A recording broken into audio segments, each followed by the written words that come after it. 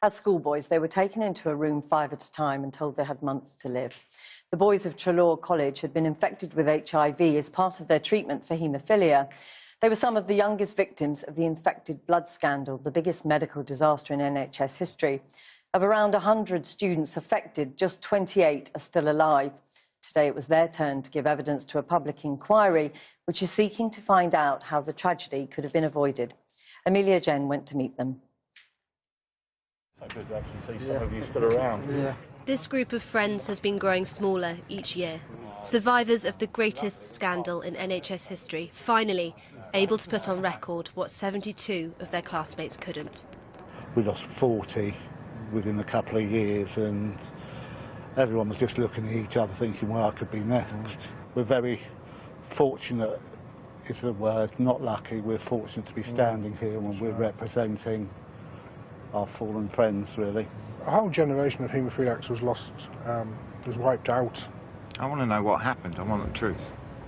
In the late 70s and early 80s, these boys attended Treloar's, a specialist school where they were treated for their haemophilia. An on-site NHS clinic gave them Factor VIII, a blood product designed to transform their lives. With the advent of concentrates, home treatment is now both convenient and practical for minor bleeds. Instead, it infected them with HIV and hepatitis C.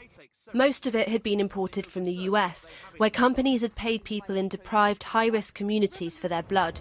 At least 3,000 people in the UK died as a result.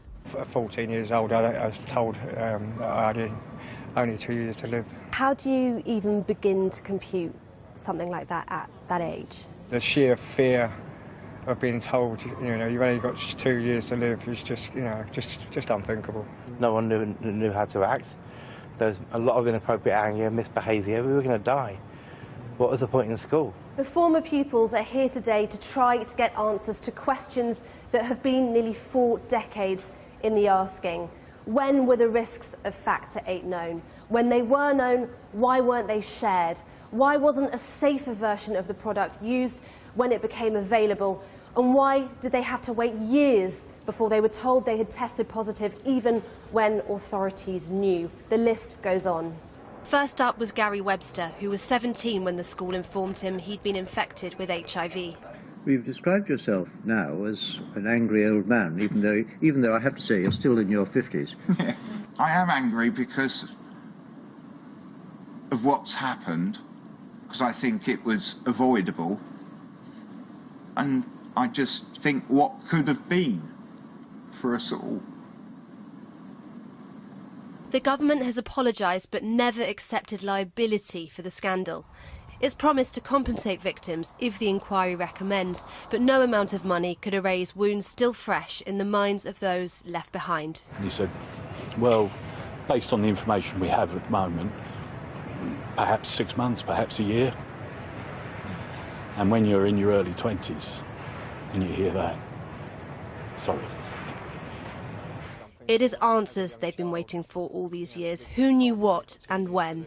40 years ago, we were all told that this was an unavoidable accident, and we all believed that. And those were the exact words they used. Yeah. It was an unavoidable accident, and we now know that that was certainly not the truth. The inquiry won't report until the end of 2022. Too late for many of their classmates, but not long now for the men who've been waiting 40 years.